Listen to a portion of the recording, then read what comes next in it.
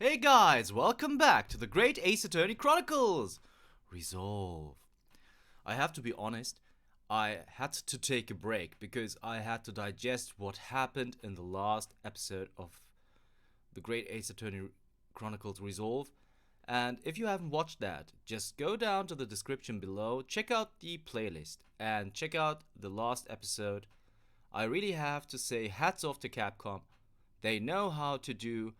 Well, it's a cheesy story, I will admit that. It's a very cheesy story, but if you're into Ace Attorney, you don't mind that, and things went in an incredible direction. So, there's just too much to talk about, so let's just quit my rambling and let's just go into the waxwork plot, into the witness testimony. It all began at the scene when I saw the waxwork and the notes tucked inside its jacket. The actual body of the victim, as indicated in the note's instructions, was beneath the experimentation stage. The body had to be arranged in certain ways to implicate the defendant, which was my job. I enlisted the help of the entire forensic investigation team to dress the scene appropriately.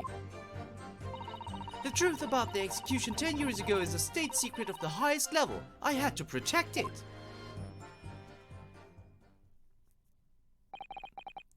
So I was right. The stage and the machine were all specially designed for the deception. So it seems, and all meticulously prepared. You did well to see through it. You're a very shrewd boy. So kind of you to say. And what about this autopsy report then? All I did was record the location of the body as being in the Crystal Tower instead of under the stage. That's all? That's a terrible corruption. Only my team were aware of the deceit, and they only under my explicit instructions. Nobody else at Scotland Yard knew anything about it, I assure you.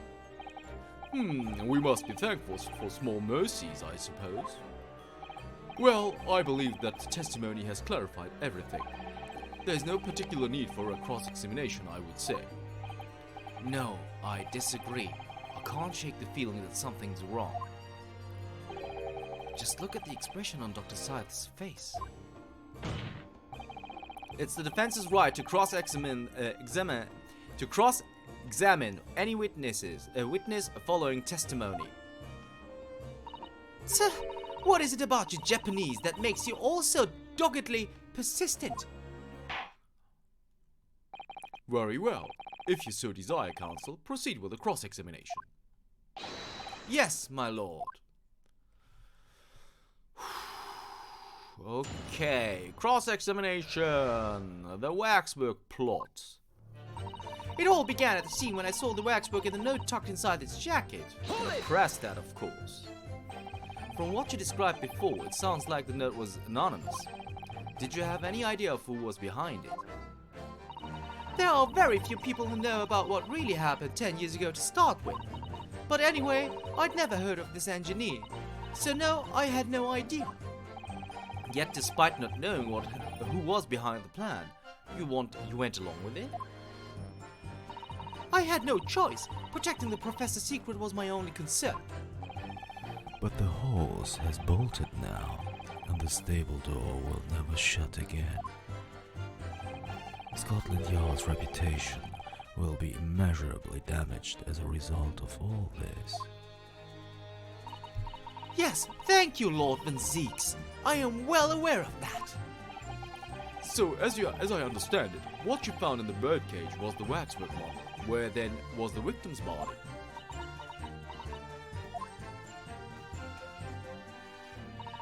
The actual body of the victim, as indicated in the note's instructions, was beneath the experimentation stage. Hold it! So you knew about the special construction of the stage used to carry out the trick then? It was quite obvious what happened with the victim and the waxwork. And you switched the two over, didn't you? In other words, you recorded the victim's body as having been discovered in the Crystal Tower, and the waxwork? I wrapped it and sent it by carriage to the specified address at the specified time. And why were you given such directions? Presumably, so could be recovered by Drebber and returned to Madame Tospel. I see. And then you put the birdcage back on the experimentation stage? Yes, although someone obviously made a mistake about which cage should go where. I thought I'd made it perfectly clear to the team, but still. I suppose you were focused on the victim's body, that being a more important detail.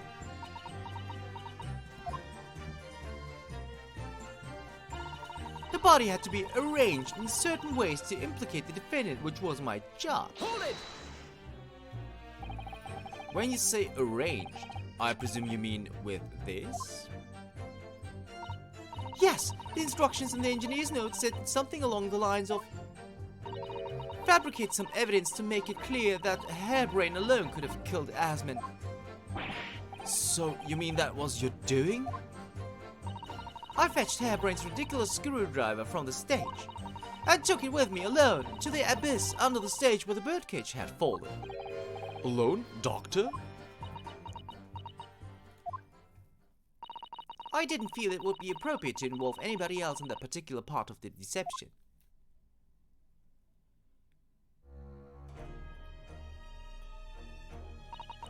There was a void under the stage where I found the birdcage lying in the dirt.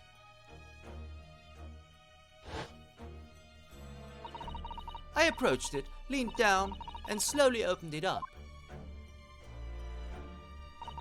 Then, I took the screwdriver in both hands and plunged it into the man's chest.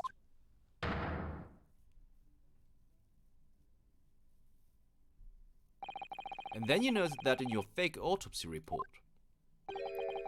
As a fictitious cause of death.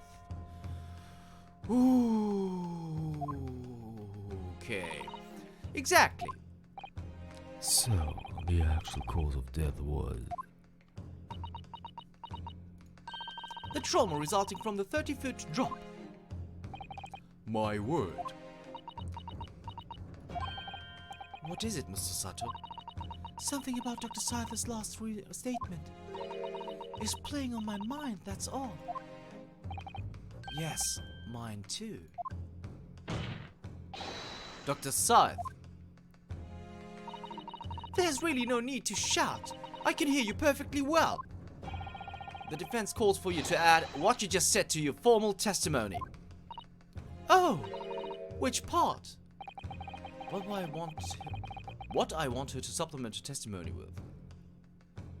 I guess it's what she did to the victim, right? Or was it the real cause of death?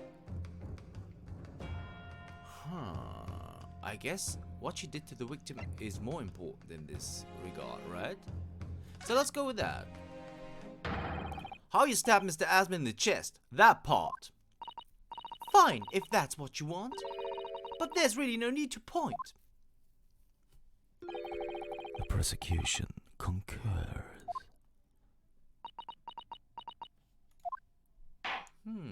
Let's see where this goes.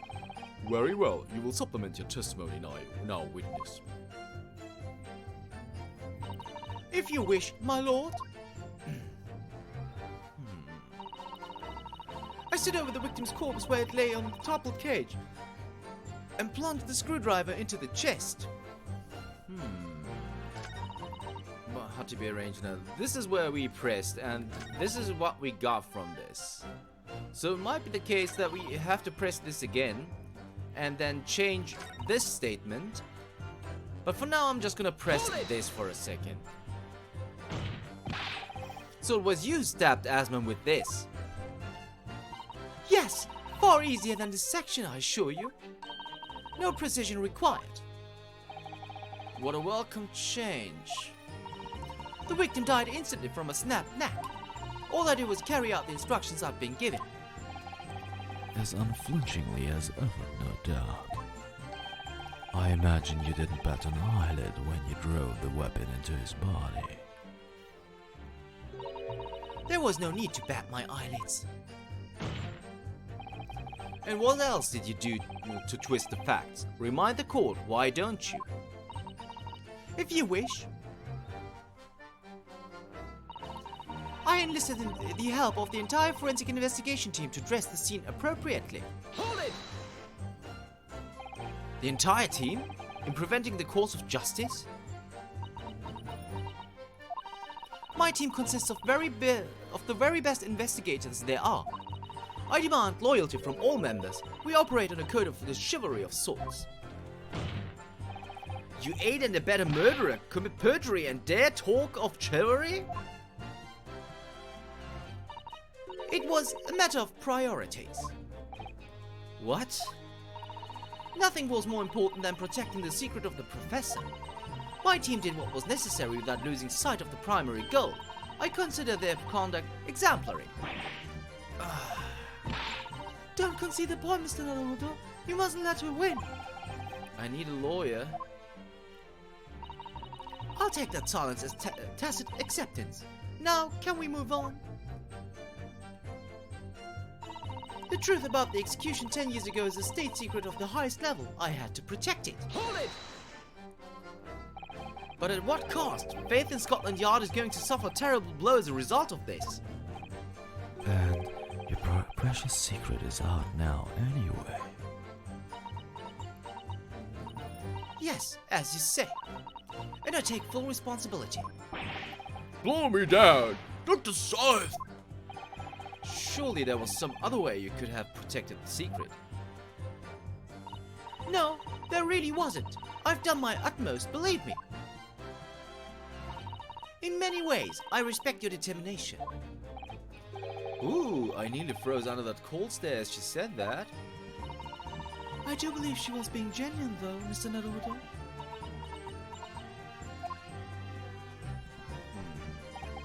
So that's a story. She's admitted everything and revealed her full involvement in the crime. I do wonder if there could really be much more to it.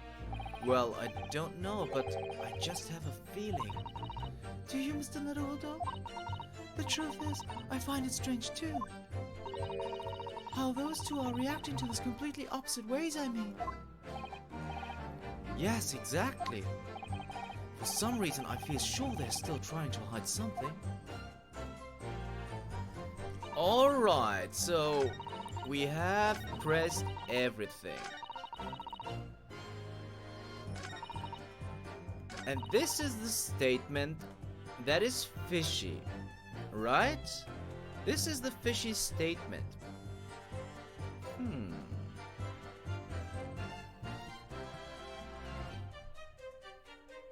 And plunge the screwdriver into the chest. So what are we supposed to make of this? What are we supposed to make of this? Now this is the autopsy report from 10 years ago. That's not of any... Is it the wooden bird? Oh, there shouldn't be a problem driving a screwdriver through this. There shouldn't be a problem with that. There shouldn't be anything about this either. What about the screwdriver? I mean... Nah, we already checked that. What is that? A metal screwdriver that was found poking through the grill in the base of what remains of the kinesis machine. It has a very distinctive handle. What about the autopsy report? Oh yes, man. British. Hemorrhage of a wound to the chest that pierced the heart, inflicted by a sharp implement. Impact was stabbed in the chest with a sharp object.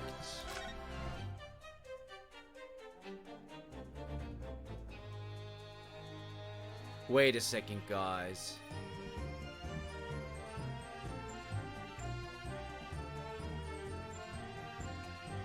Isn't this a little bit fishy here?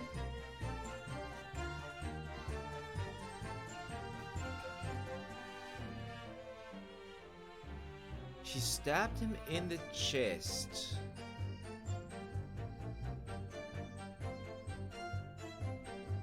No, there's nothing, or is there something fishy about this?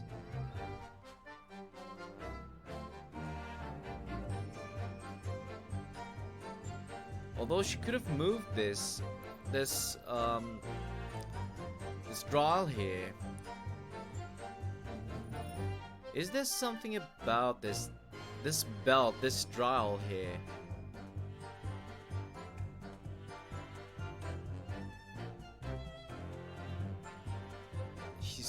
She stabbed him with a screwdriver. Stood over the victim's corpse when it lay on the toppled cage and plunged the screwdriver into the chest.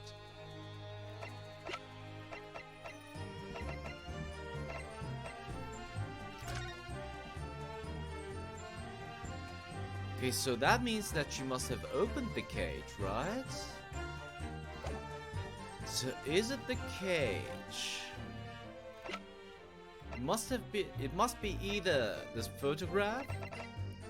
Okay, it's not the armband, it's not the newspaper, it's not the crossbow, it's not this cloth, it's not the sketch. It has to be either the photograph, but I really can't make out anything too fishy about this. So, let's recap. It has to be the photograph of the victim, but I can't make out anything out of this. This is the only connecting thing here. Although, let's try this first. Let's press this first.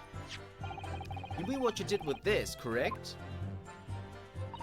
I was merely carrying out the engineer's instructions. In his words, fabricate some evidence to make it clear that Hairbrain alone could have killed Asman. And so you went without any of your team to where Asman had fallen. That's right, yes.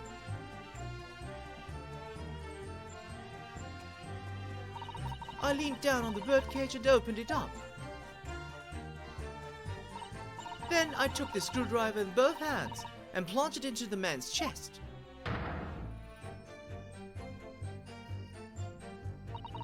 After that, it was simply a matter of recording the stab wound as the cause of death on the autopsy report. The real cause of death being the fall, of course. I'm sure there's something here in this testimony. You know, if you think it would be appropriate, I'm sure you could ask Dr. Sithe to change the supplementary testimony she gave before. What should I ask her to do with the statement she added? Have her change it. Dr. Sithe, what you said before about the real cause of death, I believe that may be significant, so could you change your supplementary statement to explain that instead? Very well. I mean, he already said there is something to this. The actual cause of death was a neck trauma Asman suffered from the 30-foot fall. Hold it! Okay, we're gonna talk about this, we're gonna press this. You're quite sure of that? It was a result of a broken neck. Yes, as a professional, that was more than apparent. You'd never know just by looking at the photograph of the victim though, would you? No, that's very true. Obviously not. Which is precisely why coroners are needed to determine the actual facts. Yes, assuming they can be trusted. Oh, that hurt, huh? There's no point calling her assessment into question without evidence. Let's get back to the testimony. Very well. I enlisted the help of... Okay. Nope. Wrong button. The actual cause of death was the neck trauma Asman suffered from the 30-foot fall.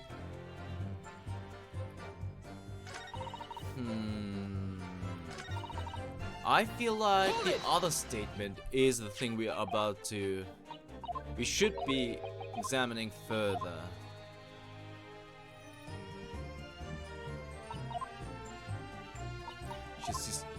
And she plunged it there.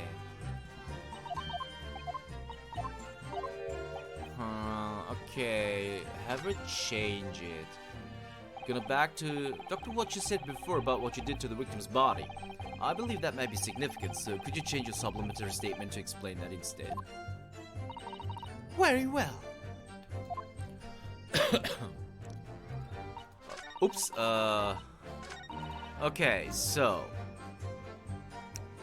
I stood over the victim's corpse where it lay in the toppled cage and plunged the screwdriver into the chest. But the thing is... Okay, let's just press once more. So it was used that Asman with this. Yes, fire is in the section, I assure you. No precision required. But welcome change. The victim died instantly from a snapped neck. All that is was carry out the instructions that have been given. As unfortunate, blah blah blah.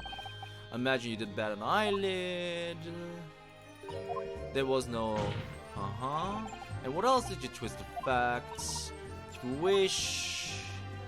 Okay, so she doesn't tell us anything about this, but I keep using my mouse wheel the wrong way. I stood over the victim's corpse where he lay in toppled cage and plunged the screwdriver into the chest. I'm really sorry, guys, but I don't really know what to make of this. So I think it is either the photograph, but I can't make out anything from the photograph.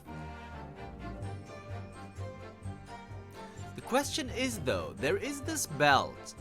I am having trouble with this belt, and if we keep pressing this, let's press here again. I'm not gonna read the dialogue. It's just about, because here we can see her. And there is this belt, and it is loose. And that is strange to me. So she plunges that in. And that is what's really strange to me. Yeah, let's skip that. We had that already a few times actually. Leave it as is, because he reacts also. I think there's no need to ask her to change it. Of course, I'm sure you're right. I think it's this statement for sure. And I also think that it's either the photograph, it can't be the autopsy report. There is nothing about the autopsy report that tackles this statement. It could be the wooden bird cage too, because there is I stood over the victim's corpse where it lay at the toppled cage, in the toppled cage, and plunged the screwdriver into the chest that was used for it. It crashed down with the victim inside and the crystal tower, causing damage to its base. But that doesn't do anything for our statement. We could also go with the screwdriver, but Arthur, we already had a look at Arthur. Metal screwdriver, grill in the bay of what remains of the kinesis machine. It has a very distinctive handle. But that doesn't do anything for us. I actually think we are supposed to go with a photograph of the victim here. I'm not sure, but I'm gonna... Am I? Yeah, I'm sorry guys, but... Yeah, I'm gonna present that, because there is something about this blood stain. Okay, apparently we were right. Cool. I've got a nasty feeling that this inconsistency points to an extremely uncomfortable truth. What on earth is... Oh, sorry. Oh, I'm so... Okay, I thought too much. My brain is going nuts. What on earth is the matter, Counsel? Have you lost your tongue? I apologize, my lord. Dr. Sithe, in that last statement of yours, there's just one point that seems to defy explanation. Out with it, my learned friend. There's an obvious inconsistency between your description and this photograph, which shows the victim in the birdcage following the events that led to his death. Objection! The court has already examined that photograph in depth. There's nothing new we can learn from it. Objection! Yes, we have already considered it, that's true. But we now know the facts to be different. What do you mean? I believe we should let the defense explain. Where in this photograph will we see the alleged inconsistency with the witness's statement? So I think it's this here, and we're gonna present that. Look closely at the bloodstain on the victim's chest. It clearly extends in a downwards direction. Oh, that is true. I didn't think about that. I thought it has something to do with the belt. Okay, sorry. Towards the man's feet. And why is that significant, Counsel? If the victim was stabbed moments before the kinesis machine was set in motion, that's entirely expected. Oh, of course. No, that's not what happened. Exactly, my lord. Dr. Sithe made it very clear in her testimony just now that the point at which she stole Professor Hairbrain's screwdriver and stabbed the victim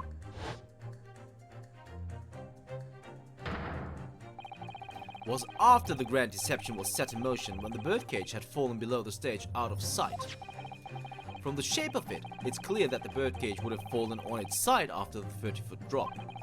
And if the victim had really been stabbed whilst inside the birdcage in that position, the blood from the wound would have spread out equally in all directions. Well, for it to have formed the longitudinal appearance we see in the picture is inconceivable. Oh! Given that the victim's blood seeped deep vertically downwards from the wound, it must be the case that when you stabbed Mr. Asman, he was standing up. In short, Dr. Sithe, your latest testimony was a total fabrication! Oh! Oh!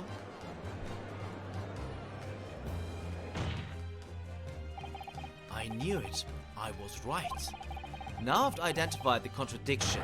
There's only one way to explain the facts. We've all been under a great misapprehension here. What? What sort of misapprehension?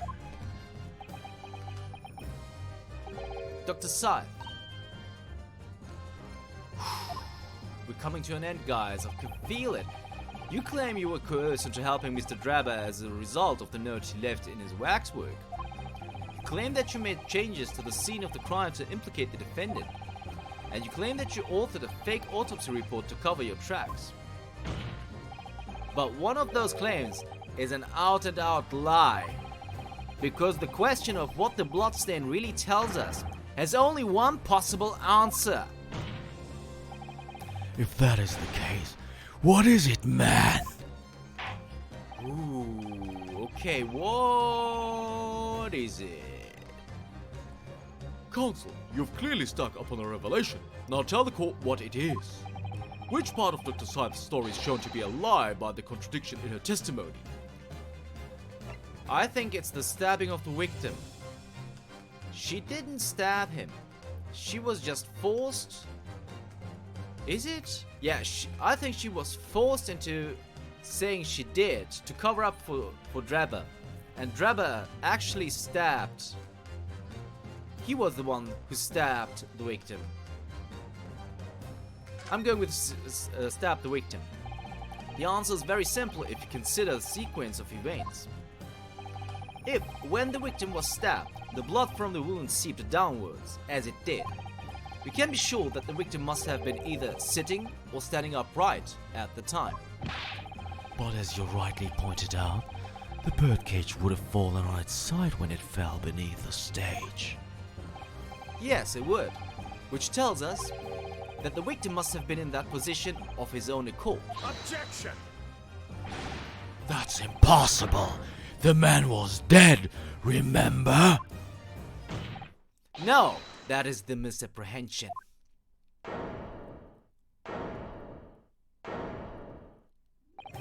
When the birdcage fell from the stage into the void below, it must have hit the ground with considerable force.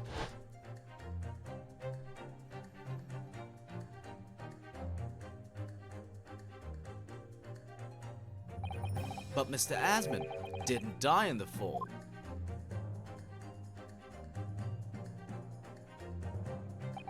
He probably lost consciousness for a while, but when he came around, he got to his feet to climb out of the cage.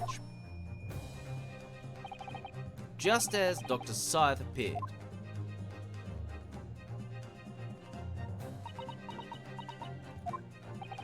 If the victim was in fact alive at that point in time, it changes everything.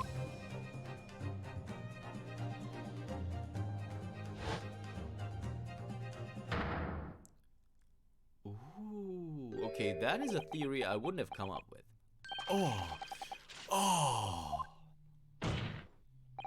Mr. Odie Asman's killer wasn't the defendant, Professor Albert Harebrain, nor was it the mastermind behind the stage trickery, Mr. Enoch Drebber. It was you, Dr. Courtney Sithe. God! Oh! Order, order, order! Can this possibly be true? Have you been taking me for a fool? It was you, was it? You killed him. You hoped that by admitting to being accomplice in Mr. Drabb's scheme, the trial would end, before you were accused of a worse crime. Cold-blooded murder. Oh, do shut up! You're so desperate now, you're making all this up! As if I would do something like that! Objection! I assure you, the defense is not desperate, Doctor. Mr. Naruto has established the facts using evidence and logic alone. Ha! Logic! Don't make me laugh! Sadly, your logic has a gaping hole in it. What? What do you mean? Sir, I'd have thought it was obvious. A motive, boy. You're lacking a motive. What possible reason would I have to kill Mr. Asman? Asman was involved in any number of criminal activities, from coercion to theft to murder. But there is no known connection to Dr. Sithe there. Ooh, okay, I thought we had it. Okay. I'm rather relieved to say it does seem somewhat far-fetched. True, there's no obvious motive, but there's still something in the back of my mind. I feel sure I've seen something somewhere that hints at why the Kuroda might have done this. Yes, I might have tampered with the crime scene and concocted a fake report, but murdering someone for no reason is a very different story. Objection! No, when you question what possible reason you could have for wanting to kill Mr. Asman, something did come to mind. What? What was it, Counsel? Enlighten the court at once. Yes, we saw it yesterday, didn't we? Something that seemed strange, but we had no reason to suspect it at the time. There's a particular object that explains why Dr. Sithe would have wanted to kill Mr. Asman. And it must be the scalpels, right? It is really strange that there are so many in her laboratory. But guys, I'm really sorry to leave you with this cliffhanger. But first of all, the music is awesome. Oh, the music is so great. But we have reached the half-hour mark. I'm really sorry, but I promise this will go up as soon as it can. So thanks so much for watching, and see you in the next episode of the Great Ace Attorney Chronicles. Resolve. See you then.